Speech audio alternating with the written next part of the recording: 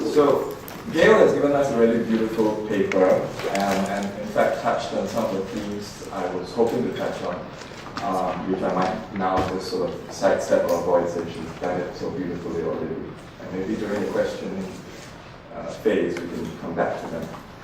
I was asked to share my thoughts on negotiating and a personal space amidst conflicting cultures, identities and roles both within and outside literary work, and in particularly how I respond personally and artistically to pressures to represent and create a national literature in the relatively young country I come from, Singapore.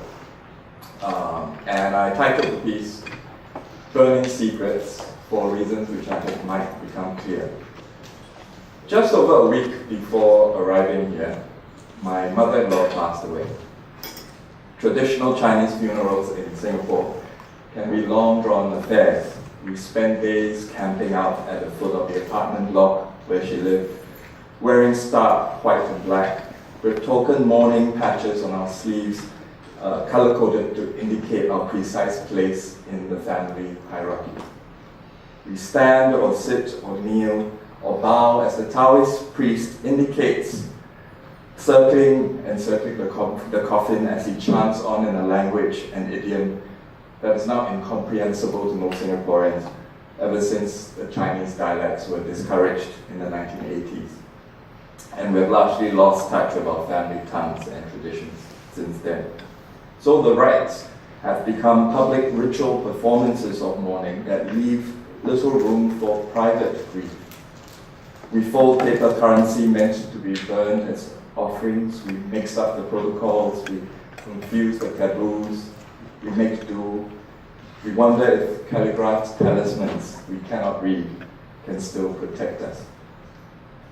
One of my very early poems describes my grandfather's funeral, which I experienced as a young child. And in it I describe the same sense of dislocation, the ritual exposure of a deeply private affair, his remains stacked alongside row upon row of anonymous others in the columbarium, gazed upon by passing strangers who do not speak of him. It and other poems from that early period attracted immediate recrimination from my family. The cultural taboo about voicing the private in public is still very strong. To this day, I don't show any of my writing to my family in a way that becomes sort of the external manifestation of my inner critic. Truth may cry out to be heard, and readers may want the dirt and the gossip, but they don't have to live with my relatives after that. So this question of responsibility about what is to be said and not to be said also has a political dimension in Singapore and I think elsewhere. A writer from and in Southeast Asia carries a complex filial burden. On the one hand, there's the rich imaginative possibilities available to our diverse societies, but on the other, the pressure of having to build up a new sense of the canonical, of shoring up a viable dogma adequate to a post-independence modern idea of nationhood. In Singapore, a generation of poets have been famously admonished for retreating into personal verse and abandoning the unfinished project of nation building through public monumentalizing verse of the sort exemplified by pioneer figures such as Professor Alvin Pang, who also did a lot of the admonishing himself. At the same time, literature itself as a cultural tradition has been pared and pared back in schools, in the media, in public life, and it has become regarded as at worst subversive and at best uneconomical, a weak bet. Poetry is a luxury we cannot afford, is the indicative quote by former Prime Minister and Founding Father Lee Kuan Yew, whose memoir is tellingly titled The Singapore Story. More recently, the arts have been recast as a potential new revenue stream for us, for Singapore as a Renaissance city, by nurturing cultural tourism, big-ticket shows, potential Booker Prize winners. The literature director at our National Arts Council has talked about considering the size of print runs as a key performance indicator for our literary works and using it to determine grants. So writers in Singapore are strung between piety and between a deterministic, anxious agenda born of post-colonial and cultural anxieties on one hand, and a panoptic, ruthlessly pragmatic, market-driven ideology on the other. In neither of these public ambitions does there appear to be much room for private feeling. Instead, the rhetoric is about seeking some grand, unified bestseller, some great Singapore novel that can somehow convincingly encompass our multicultural, multilingual, multi-general, multi-everything, infuriating complexity of our city, and by doing so, stamp our mark on the world stage, and finally vindicate the historical anomaly of our existence. And we want to do it in a world-friendly language, which is why we have the Speak Good English movement to help us stamp out our street patois Singlish. But until we discover this holy grail, the public rhetoric suggests, we will have to settle for wasteful divergence, familiar forms of mild middle-class discontent, poetry. Singapore Letters in the mid-1990s presented the emerging writer, particularly those who are outside the local university circuit, with really no viable role models nor support systems, and this is the world I came back to after graduating from uni here. Like many in my cohort, I've had to develop what I suppose are 3 broad coping strategies to address these tensions and difficulties. And I sort of loosely call them infrastructure, independence, intimacy. First, infrastructure. Now, we know how literary establishments and the global book trade and publishing industry sustains many imbalances and preconceptions. What is good or bad writing, what are proper style, subjects, themes, what constitutes a genre, and also who gets published or receives grants, wins awards, what entertains, which market gets to read which books, what sells to whom and where. We do not have as much free access nor connection with the wealth of ideas in the world as we could or should be. And I think that remains true to this day, despite the internet, despite globalization, maybe even because of it. In order to even get on with the business of writing, I've had to work around some of these obstacles. So, helping to develop writer and reader-friendly small presses, using the internet to circumvent barriers to entry and reach, connecting with literary communities around the world, anthologies to try and balance out the orthodoxies of prevailing reading lists, so on and so forth. One of my recent anthologies, Temasek, Contemporary Writing from Singapore, selects work from 39 living writers spanning multiple text types, working in the 4 major literary languages in Singapore today. So that's Chinese, English, Malay, Tamil, not in order of importance. Although well regarded in their specific language communities, many of these writers remained largely unknown to other Singaporean readers, not to mention the world at large, until the Temasek project came along, and through the project they were translated into English, most of them for the very first time in decades. Although the anthology is presented in English, published in the US, its many voices transcend monocultural expectations. They swim between tongues, vernaculars, conventions, and codes, and collectively offer a challenging view of what our literature can mean or could be. Second strategy, independence, is quite frankly about me trying to make a virtue out of necessity. Poetry quite often sells 1,000, 2,000 copies per title in Singapore, which is a city of 5 million, which is decent by global standards, I'm given to understand, but still not quite enough to pay the bills. We're an expensive place to live in. So most published writers and poets in Singapore hold full-time professional careers as lawyers, doctors, bankers, accountants, civil servants. On the one hand, this takes time and energy away from writing, of course. A commitment to writing is not for slackers or for those who need much sleep. On the other hand, there's a certain credibility in being able to speak from a different business card, so to speak.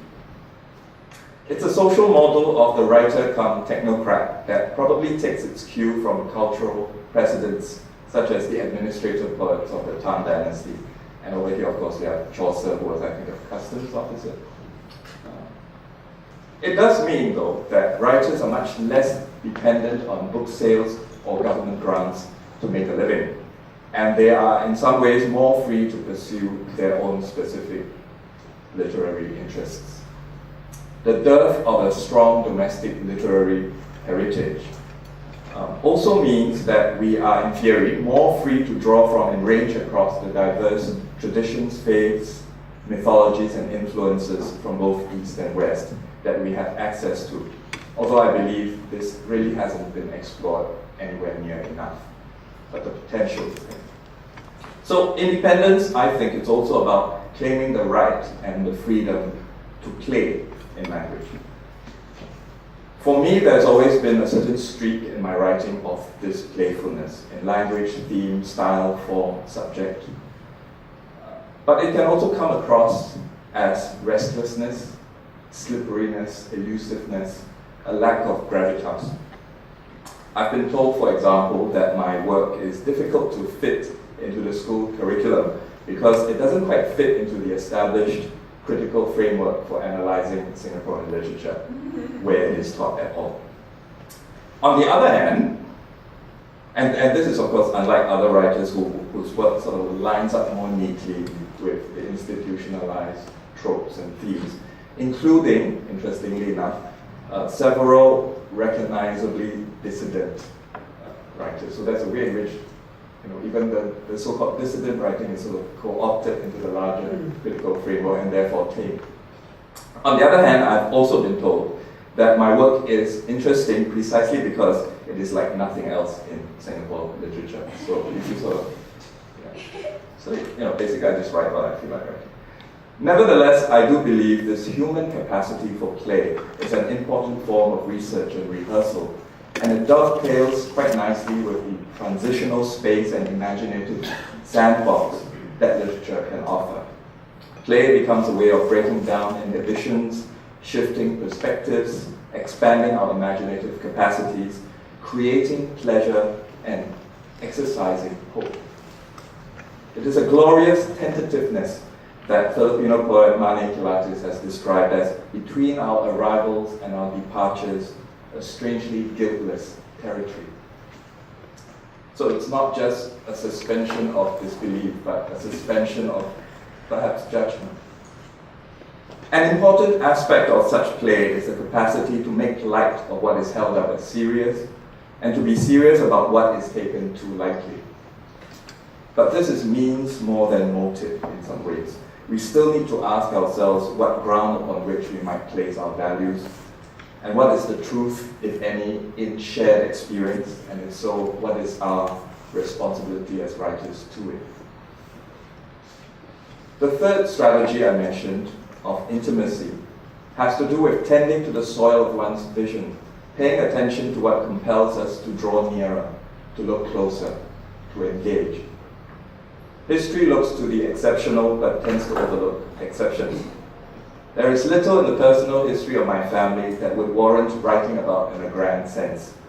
Demographically, my family folds quite nicely into the silent majority that political pundits like to wave about. And yet, demographically, families such as mine aren't supposed to spawn poets. And yet. In my reading yesterday, I used Singlish dialogue to depict my father's childhood experience of stealing candles from a nearby church for a light to study by. This imagined episode is based on fact, although back then he would have spoken in his family Cantonese or Teochew instead of our common Singlish. But it is Singlish that comes to the fore when I imagine it. It is my hearth tongue, asserting a certain familial intimacy, which is also why I hardly use it when writing of other matters, strangely enough. Writing in Singlish, or more critically, writing about my historically unremarkable family, is not so much an act of resistance as it is of love, of articulating individual meanings that transcend the laws of averages and cost-benefit analysis, and other reductive notions of what ordinary people are supposed to think about or do. It is therefore also a way of keeping faith, even when the hymn books have been lost. My second book, City of Rain, was an attempt to mark out a private and psychic rather than physical and political map of my home city, with different sections representing different emotional and thematic neighborhoods. The book puts up the idea that a city is really a geography of shared intimacies nestled in the midst of a political, structural, and economic system in which personal specifics don't really matter as much as the imperative of the aggregate, as expressed in fertility rates, employment rates, GDP. City of Rain is prefaced with a quote from Italo Calvino's Invisible Cities as translated by William Weaver. It's a bit where Marco Polo talks about the ever-narrowing circles of the infernal city and how it might be escaped. The first, he says, is to accept the inferno and become such a part of it that you can no longer see it. The second, more demanding route is to seek and learn what in the midst of the inferno is not infernal, then make it endure, give it space. Are change and life rooted in individual experience and imagination, or in the aggregate, or in the tension between the two? Several of my poems juxtapose historical or miraculous events with the intensely personal. In The Bridge, a man recalls how he proposes to the woman he loves on the same day, May 12, 1955, that the Hockley bus riots devastate downtown Singapore. She rejects him memorably in the rain. In Salt, the persona speaking after the destruction of Sodom is neither Lot nor Lot's wife, but one of his daughters. She isn't even given a name in the books. And this is the daughter who goes on to seduce their father and bear his children and carry the scar of that necessity. In The Burning Room, a woman spontaneously combusts after her lover departs. When he returns, she is already the ash he wonders at and brushes gently away from the hood of his car. Some of my short stories are set in a post-apocalyptic future in which half-familiar traces of our culture and tropes and languages persist long after Singapore has fallen into myth. The title poem of my latest collection, When the Barbarians Arrive, I've just had 20 copies have just arrived. Hurrah. The title poem, When the Barbarians Arrive, suggests that it is perhaps what we withhold and protect from public view that is of lasting significance when the trappings of our world have been stripped away. We may not always be willing or able to grasp what allures us. Intimacy may not survive contact. But writing can become a means of riding that gravity of our inward and outward fascination, encircling the core of our longing, shepherding it into view, giving it space. I began with an anecdote about my late mother-in-law's recent passing, so let me just close there. In land-scarce Singapore, cremation is the preferred mode of disposal of bodies of the deceased. And our practice is to leave the residual skeletal structures intact. In many other countries, we sort of pulverize the remains into ash and dust, put it in an urn. We like to keep it intact. And what we do is we sort it out, so skull over here, hip over there, arms, bones, fingers, teeth. And one by one, family members take turns to place each desiccated fragment into an urn, no larger than a cookie jar. Oddly intimate act if you think about it. And as we do that, each of us is of course lost in our thoughts, trying to come to terms with that intimate finality of fire and bone, the scar of the real. There is a sense in which what the ovens could not claim, claims us. We breathe their ash dust into our lungs, and we carry them. Thank you.